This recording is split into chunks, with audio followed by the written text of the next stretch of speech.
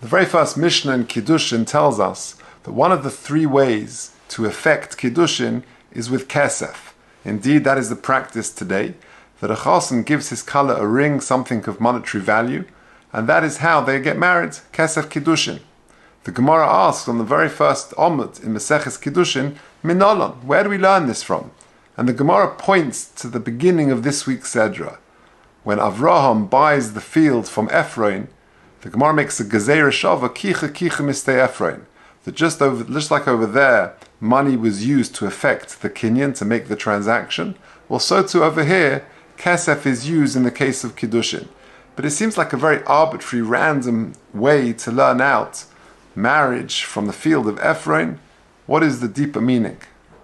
Rav Ram Gurvitz, the Geised Rosh Hashiva Shlita, says an amazing answer.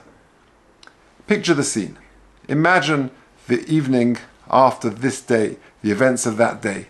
Ephraim is sitting at his supper table with his wife, and she says to him, "How was your day?" He says, "My day? It was the most amazing day I've ever had. I made a deal of the century. Do you remember that field that I couldn't get rid of? I was willing to give it away for free. Well, I just sold it for top dollar, for 400 silver shekel." Contrast that with Avram Avinu. He's reflecting on his day, and he's thinking he's got the deal of the century, because this is the place which has eternal value. Adam and Chava are buried there, and this will be the resting place of all the Avos and the Emohos. It's priceless. He would have paid anything for it. Deal of the century. Both parties were reflecting on the day, and they thought they had made the deal of the century.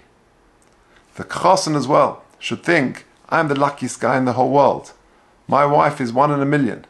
The Kala should likewise think, he's the most fabulous guy, the best guy on the planet. If both parties look at it, that they've got the deal of the century, that they're the luckiest people in the world, that's really how we should perceive marriage. If both parties are reflecting on their marriage in that way, then that is the recipe for success for a happy marriage.